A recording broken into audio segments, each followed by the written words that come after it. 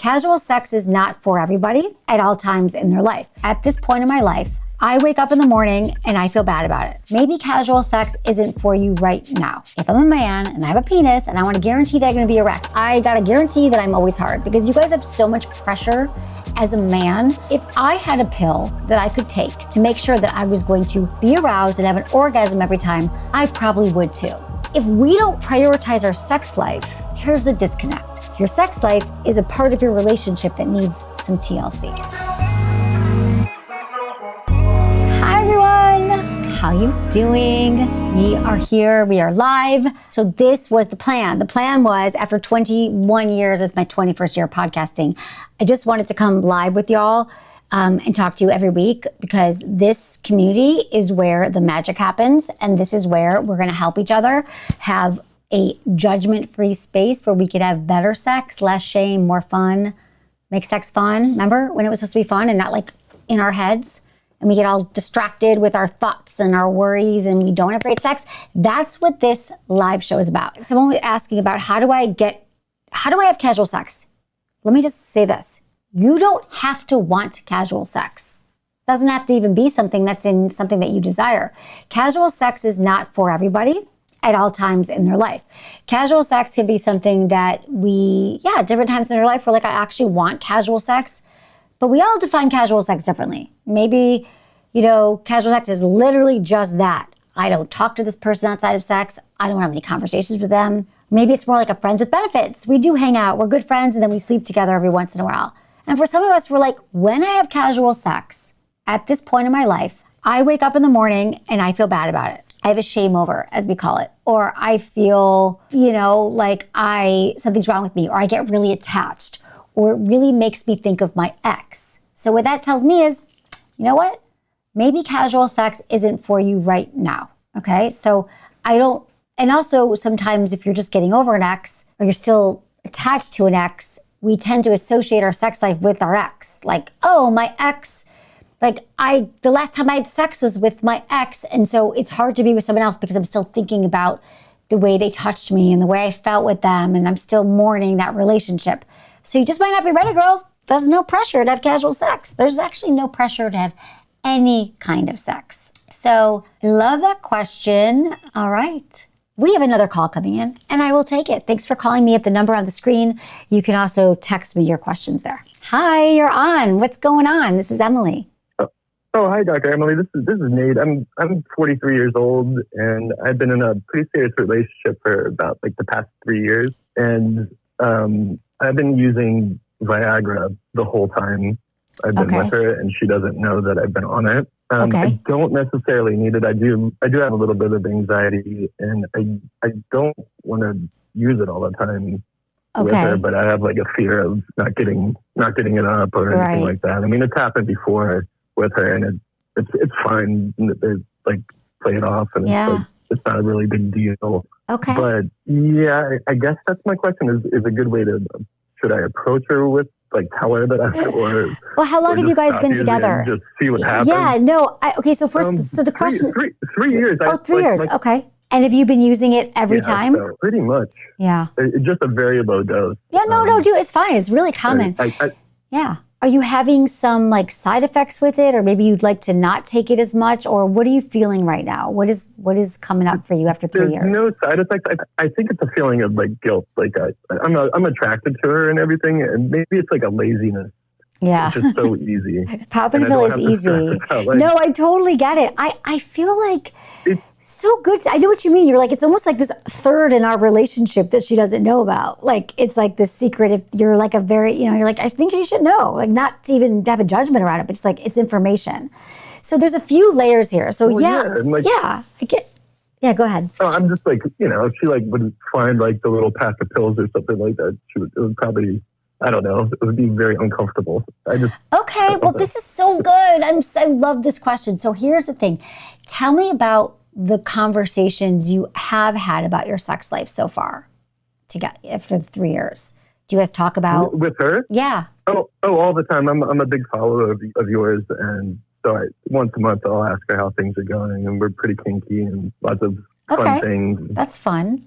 Okay. So you do talk and the about sex it. is great. It's daily. Okay. She's one of the rare ones that gets off very fast just through penetration. Okay. That's great. We So love the this. more that I'm erect, the more sex that I have. And Got it. So it's almost become a habit. You're like, I definitely want. Yeah, No, I really get is. it. I get it. And the truth is, you might be able to have an erection. You probably can have an erection without one, but you're like, I don't want to do it. I know I can. Okay. Well, here's the thing. I would just talk to her about it. Listen, I would definitely, because you want to. I think it's the right time to say, hey, I just want you to know that I love to start with, that our sex is so hot, some of the best sex I've ever had, what you love about it. And what I realize is I want us to always be really honest. I want to always be very transparent and talk about our sex life. And I take Viagra. And I realize it's something that I haven't told you, or maybe I have a little bit of, I thought, some shame around it, or I thought it might be a thing, but I just thought you should know. And I know that I can, just when you told me, get hard without it. And I want to be a great lover to you, but I feel like I want to try not to use it for a bit and see what happens, or tonight. And then, honestly, I just think the sooner you say it to her, she's going to be fine. I don't know her, but I would be like, oh, okay. I think she'll be fine. I just needed another voice. I think she will be fine. But the other thing I was going to say is you could also not take it. And because I'm thinking about the reality of it is, if you tell her and you're like, and tonight I'm not going to take it, you're going to have extra anxiety and pressure that you're both thinking about your erection. So I would just not take it and see what happens. And then you don't have to that night in the room say anything, because I always think in the bedroom being like, I want to come clean, but just be like, hey, so I've been experimenting lately. A lot of times I take Viagra and I'm going to work on not taking it. And I just did it because I love our sex, and I think she'd understand that. That's what I would try. That's my advice for you. Okay. Okay? Okay, well, and let me know how it goes. But keep listening, because I have something else to say about that was going to actually be top of my list today. That a lot of times... I will. Okay, good. Thank you for calling. Let me know how it goes. I'm here every week. Okay, thank you. So what I love about this question, okay, here's the thing, guys. A lot of us we're like, if we have penises, which I don't, but if I'm a man and I have a penis and I want to guarantee that I'm going to be erect, even if I had a little half of erection sometime, I'm like, holy shit, I got to guarantee that I'm always hard, because you guys have so much pressure as a man to always be aroused and always be erect and turned on, which is a lot of pressure. And I feel for you. So if I had a pill that I could take to make sure that I was going to be aroused and have an orgasm every time, I probably would too. So let me just say that. But the other thing is, Viagra or a blue pill or any of these pills is treating a deeper root issue, the root cause of not being as hard as you like. And sometimes, a lot of times, that has to do with blood flow. So blood flow into your penis. So for some guys, and women need blood flow too, you just are not having the erections you want because of a lack of blood flow. Erections require blood flow. Pills, Viagra forces blood flow to the penis, but they don't solve the underlying thing. Maybe you have a lot of stress around sex or anxiety, or you actually don't work out a lot, or you've poor nutrition, or you might have a vascular issue. Did you know that issues in your penis, erection issues, might signal cardiovascular issues or something with your heart or something with your mind? So often it's a symptom of something else. And so performance anxiety can reduce blood flow. The more pressure, the harder it gets. So erectile tissues often signal cardiovascular problems. It could, not always. And so blood flow also for women is required for lubrication, for the swelling, for the sensation. And what we don't realize, so some women are in a very clenched state. So blood flow is key. So I did something recently that helps stimulate blood flow in your genitals. And it has been a complete game changer, really. It can help anybody. It's shockwave therapy. It sounds really intense because no one wants the word shock and genitals in the same sentence. And so I'm trying to rebrand it, but that's literally what it is. There is no pain. But basically it is treatment by a company called Gainswave. And it is stimulating blood flow and helping with erections and causing a micro trauma essentially to the penis, to the vulva, and helps to, not in a painful way, but it's kind of like stimulating the cells that are necessary for blood flow. So it helps to rebuild. It helps to, create more circulation. And I realize that some people don't know that. Like, they don't realize that, like, actually it could be a blood flow thing. And so that's what I love about this treatment. Shockwave therapy treatment with Gainswave is very, very cool. So I was going to talk about that today. We have a call? Okay. Hello. Hi. You're on with Emily. What's going on? Hi. I am calling because I am in I guess now it's a long-term relationship. It's been more than 1 year with my partner. I'm 34 and he's 38. And I've been noticing that like the frequency that we have sex is less and less. It's just weird because I feel like he doesn't initiate as much as before. I've had this conversation with him and he said that he loves having sex with me and like he's very happy. I have no suspicion of him actually cheating, but I just feel like it's more like a conformity type of situation where we used to have sex a little bit more frequently and now it's like probably once a week or so. Yeah. So I'm not even sure if this is normal or not. Yeah. Because this is like the longest I've been with someone. Okay. So tell me, you've been together, you said, for how long? Probably more than a year, a little bit more than a year, yes. Okay, not even more than a year yet. And so what you're saying is early on you were having sex a lot more frequently. And you've noticed recently that it's a little less. And since it's your first long-term relationship, you're like, wait a minute, does sex decrease? Is something wrong? We still really want each other, but we're attracted to each other, but it's happening less frequently. Okay, so yes, this is actually happens. I almost feel like we need to play some violins, like a small little violin for all the sex all the sex that stops having that slows down after we're in a relationship. It's like, let's all take a moment of silence for our sex life that changes after we're out of the honeymoon phase. You know what I mean? So yes, it's so common that couples get together and they're like, oh my God, the first few months we were ripping each other's clothes off. We did not even like say hello to each other. We were naked. And then after time goes by, you know, the early part, the reason why we call it the honeymoon phase, like this particular time in a relationship, everything is new and it's exciting and it's novel. And we have this really delicious cocktail of hormones. It's like dopamine, serotonin, oxytocin, and they make us feel so good and alive and we're connected. But then, because like I've never kissed this person, we've never had sex in this position, we're learning, it's new. And then after like 6 months to a year and a half, we realize like, okay, it's a little less stimulating because I already know this person. We've gotten to a little bit of a routine. So you're actually where you need to be. So there's no need. So I know it happens, but I'm so glad you called because nothing to be alarmed about, nothing wrong with the relationship. But I invite you to have a conversation with your partner and be like, all right, we're in that place that you could say, talk to Sex with Emily. She said it's really common. And what couples can do at this point is start to have fun conversations about sex. Like, all right, what do we love about it? What can we do next? What should we try? When is sex the most interesting to us? What times of day? What are you into?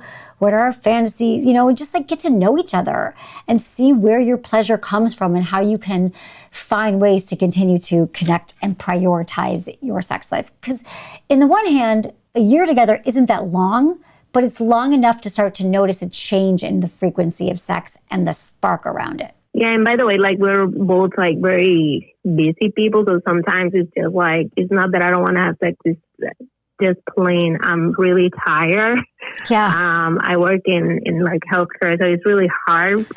But I just keep wondering, like going into it, I know that I want to continue to be in a relationship with him. I was just wondering if this is normal. Yeah. But he's really open, like to have conversations with me. So that's something that we can talk about. Okay. Well, I would love if you talk to him and then you come back and talk to me and let me know how it goes. Because what I try to help people do here during these lives is like, go have that next hard conversation and then come back, let me know how it goes and we can continue. But one more thing I want to say is, you work a really intense job, right? You're in healthcare, you're in service. It's okay to be exhausted like this at night. And so maybe, I'm just guessing, just maybe you come home at night, you're like, I'm too tired. I've been serving people all day in my job. there's something assumed that we should all be wanting to have sex at night. And if it doesn't happen at night or first thing in the morning, there's something wrong with us. But I invite you with your partner to be like, when is the time of day? Like, maybe you can go from work and have like sex, in the middle of the day, or maybe it's the weekend days, or, or maybe it's just like when you first get home before you go out to dinner, you can be like, let's have sex first because I might be wiped out after dinner. And I always want to permission people because they think, wait, it has to be more organic. It's always after dinner. Who says it's always after dinner? If you know you're really tired after dinner, have sex right when you get home before you get way so these are the fun conversations you can have. Not just about like, should we try more like, sex positions, but like what times of day, what frequency, what works for us. And being honest about that you're tired at these times, and maybe you'll feel more awake at these different times. Okay? Yeah, that all makes a lot of sense. Amazing. You got this. Okay, good luck with your relationship. We're all here for you. Thank you for calling. Have a great night, everybody. Bye. All right, guys, it is normal. People are saying it's super normal. The biggest violin for my situation. I was saying it was a small violin. I was mixing up my things. It's a big violin.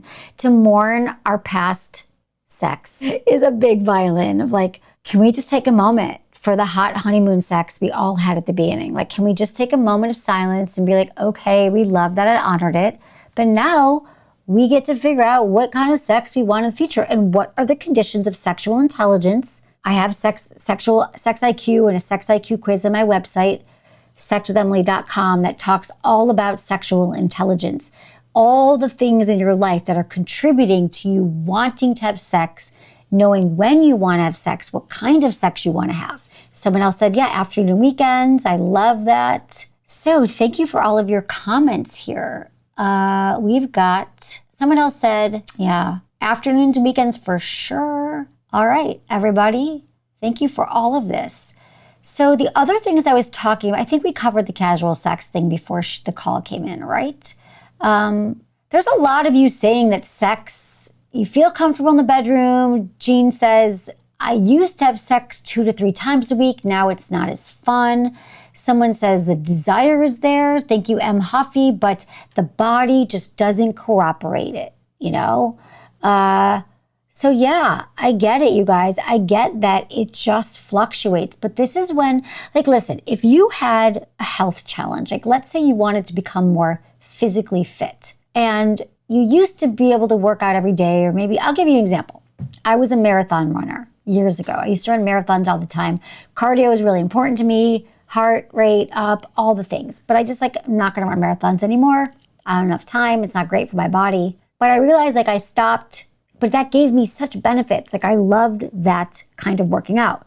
But now I know there's so much information you can get about that. How can I get that need met? Well, you could also lift weights. You could do Pilates. You make sure you eat healthy. I want to get just as healthy as I was when I was running marathons, but I'm not going to do that thing anymore. You're not going to have sex 6 times a week anymore. So getting curious about, well, what do I need to do to still feel physically fit, right? So I make sure that I'm walking enough. I'm doing weights. I'm doing different things that are still making me feel fit, but I'm not doing that same thing. So in a way, we got to get curious about our sex lives. And this is the part where I really strongly encourage you all to read my recent article at sexwithemily.com about sexual intelligence or sex IQ, because it's not just one thing. It could be your health. Maybe you're on a certain medication. Maybe you have some mental health or some trauma or something that's keeping you from wanting to have as much sex. We got to troubleshoot it ourselves. Or maybe your self-knowledge about what is actually going to take you to be more in the mood or manage your stress is important to pay attention to. There's a lot of different ways to go about it. Just like getting fit, I could do a lot of different things to still feel like I'm in shape. The reason why I think this conversation is so important is because we often don't know what the hell to do. A lot of you are asking me, what do I do? I used to want sex and now I don't. What do I do? But if you're all asking me that, there's going to be a different path for you. There's going to be different ways that you're going to be able to want to have more sex. There's different things that are getting in the way. Stress, anxiety, big jobs, kids, feeling distant from your partner, feeling stressed about your own job, your body. There's a lot of different reasons why we're not having as much sex. It got boring, it got predictable. But the ways that each one of you, the path that each one of you are going to take to want to connect to your partner of desire looks a little bit different. but with the same components of health, knowing yourself, the food you're eating, exercise, all the things. Oh, I was talking about shockwave therapy. That's right. So I'm going back to shockwave therapy and your genitals really quickly, because what I want to say is that shockwave therapy can be just like a very helpful way. I think I said to regenerate your cells, to help with pain all over your body, and to help you with blood flow. So blood flow, vascular, taking a pill, is maybe some of the reasons, the things that you're doing to help you get erections. But for some of us, again, I just think it's really interesting. And since arousal is a blood flow event, this could be very helpful. I could talk more about it, but all right, we have another call coming in. This is Emily. Thanks for calling. How can I help you? Hello. All right. Hey, Emily. Oh, hi. How are you? Thanks for calling. I'm good, thank you. Yeah, so I've been following your page and your channel for quite some time now. Are you able to hear me? Yes, I got you. Okay. Hello. What's your question? I could hear you, but now I lost it. Okay, hi. So my question, Okay. yeah, I'm so sorry. I think there's some time lag. There's some lag in the call. So my question is, I'm 40 years old, and I've been married for the past 13 years. And during the first few years of our marriage, we used to have a lot of sex, through the day, irrespective of where we are and so on. It was wild sex and great chemistry and everything. And I still love my husband and very loyal to each other and everything.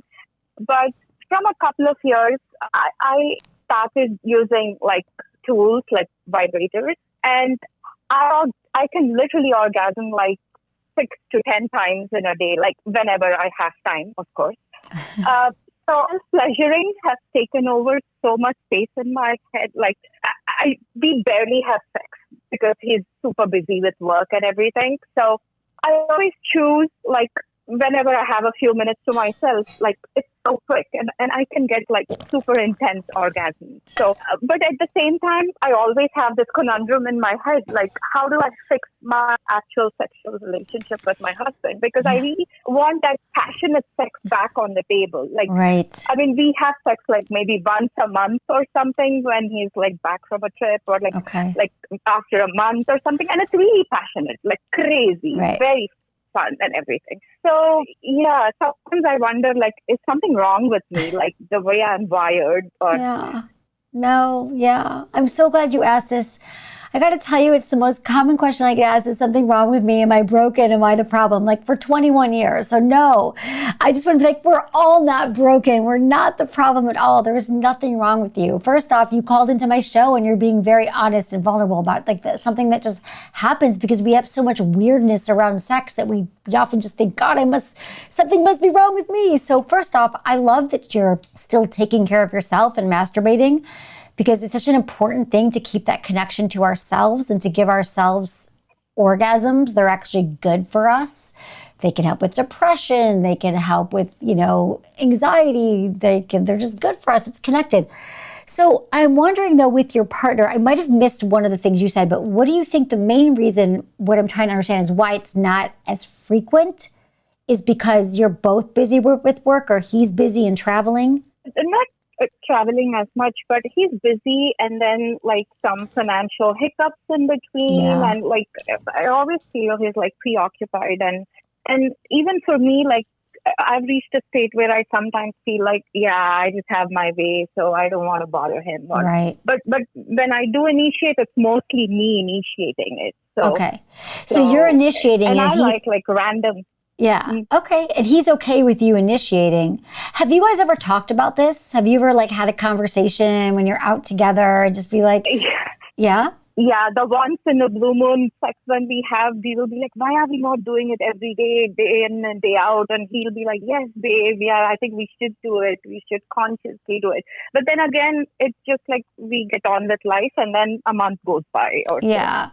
Well, it sounds like it's everything in our life that we think is important to us that we want to prioritize. You guys can make have a thing where you're we both want this. We want to feel connected. What's the one thing we could do right now in our relationship to make an agreement to each other that we're going to make sex fun and we're going to do it once a week. And if we don't get to that point or that time, then we're going to make sure that we will do it the day after or the next day. So it could be like date night, Saturday night. We're going to look forward to it. We're going to talk about it. You know, we're going to like plan something fun. We're going to rent a room for a night or try something new that's different and make it something that you are co-creating together, but try to do it without the pressure of it all. So just thinking that, like, it sounds like you're the one who's initiating more now. And I can't tell if that's, you mind that or not. Yeah, that's right. Like, I'm the one, like, that would initiate, like, when it happens. And I also feel like, I think because of the pressures and everything, like, I mean, we had some loss of family members and everything in the family, immediate family. I think everything's taken a toll, like, where I feel like he pleasures me. Like, when we do have sex, he makes sure that I do get my orgasm. Like, he's very considerate and everything. Right. Like, yeah, so he's amazing. But somewhere I feel like, again, like, I don't know. So I'm always torn between, should I just continue living this way? Like, just, I'm okay. Like, I pleasure myself and everything. But at the same time, like, to the outside world, we look like this super ideal couple. Like, you know, decent looking, like they have everything figured. But inside, I feel like there's something amiss, like, you know, because I really am a very sexual person. Yeah. I want that, you know. Yeah, I think you know the answer. Yeah, I think you, sorry. Yeah, keep going. I think you do know the answer to it. You don't want to let it go. You can have your vibrator, you can have an orgasm, but you don't want to let it go. You want this to be something that you work on. And the longer that we go without work, couples can always work on their sex life. But it sounds like you're at this point where, like, it's a lot easier to not make it like another thing in our to-do list, but yet you know how important it is. Because we're not even just talking about sex. I think we're talking about intimacy. And we're talking about connection. And maybe you're feeling like we don't have those moments together unless it's sex. Maybe you feel a little bit less connected, and the intimacy is important. And so maybe it looks different now. It's like you're giving each other massages, or you're just finding times to feel more connected. You know, like a date night that is non-negotiable, happening once a week. It doesn't have to mean sex. It could be like, I'm just wondering that there's ways that you want to feel more connected that isn't just sex, but maybe you're missing that intimacy. Yeah. Anyway. Is it totally normal, like, for women my age to be, like, self-pleasuring to this extent that I just spoke of? Yeah, it's really common for women of all ages. I wish it was more common, to be honest, that women were taking care of themselves and masturbating. I don't often have to, like, remind men to masturbate. I'm like, dude, you're at Walgreens. Like, put that thing away. Don't masturbate right now. But with women, they're like, can I? Should I? Because women's desire is much more, like, responsive, or we have a lot of stress in our life. We just don't think to masturbate. So I actually love that what we call it is you're keeping your pilot light lit. You are stoking your own arousal and desire.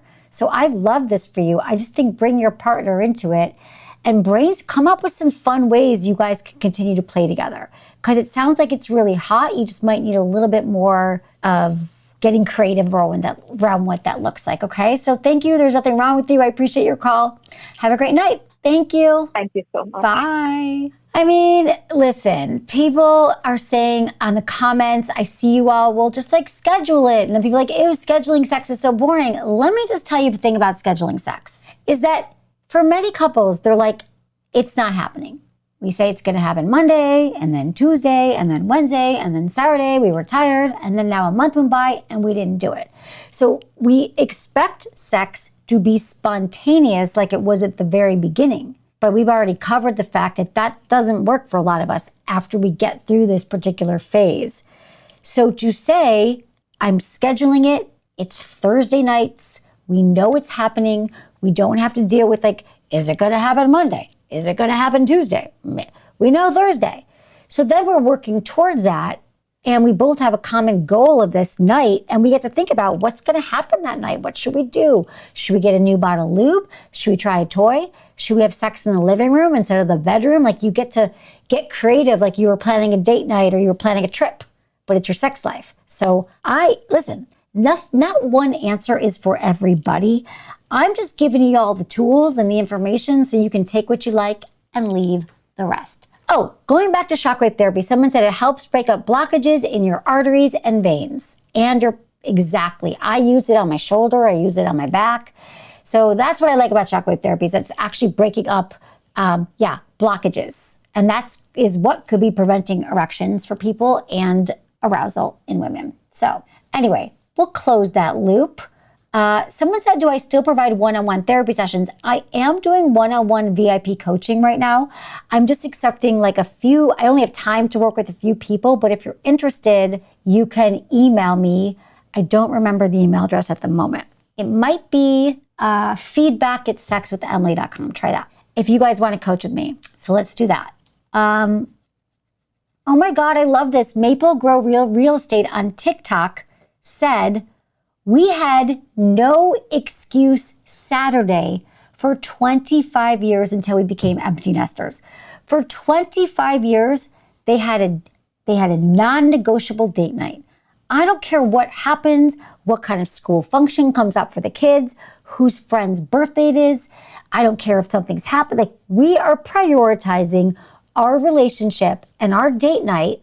Sex may or may not happen, but our togetherness time where maybe we don't bring our phones, maybe we agree not to talk about work or the kids, and it's just about us. And I gotta tell you this, that there's actually been studies, I believe it was the Gottman Institute, John and Julie Gottman did a study years ago about couples who prioritize and stick to date night tend to have more satisfying sex and more longevity in their sex life. So it makes sense, doesn't it? You prioritize your workouts 3 times a week, or your book club, or your family, or whatever else you prioritize. If we don't prioritize our sex life, here's the disconnect. That we think sex isn't something you have to prioritize. Sex is something that magically happens. Because it used to happen at the beginning, right? We covered this. At the beginning, we didn't have to prioritize. It just happened naturally from our bodies and the hormones, and we were so attracted to each other. But that doesn't happen forever. That just happens for a small amount of time. So it's a requirement for us to say, okay, so now it's something we have to prioritize. We have to actually work, and I hate using the word work and sex in the same category, but yeah, anything in our life that is worth having and that we value as a skill or a value in our life, like being a great parent or a great boss or a great employee or a great sister or brother, we prioritize those relationships, right? We prioritize those people in our life. Your sex life is a part of your relationship that needs some TLC. So that's what we got. Oh, wait, I just moved the screen over. Did you see that I did that?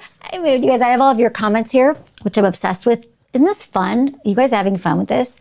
I love that you're here on all the platforms, and you guys can call me or DM me here, which is zero problem to do that. A lot of you are asking me about HRT, hormone replacement therapy, and estrogen and testosterone. I feel great about it. You know why? Because for so many years, we had such misinformation about it, especially for women. There was a bunk study that came out in the 2000s, early 2000, that told women that hormone replacement therapy was harmful for them. And then all this generation of women stopped taking hormones when it's actually, so many women benefit from hormone replacement therapy after childbirth, perimenopause, menopause. And so just in the last few years, we're all getting a lot more information about it. Yes, we do benefit from it, even if we might have a history of cancer in our family or be at risk for cancer or something, we can benefit. Same with men.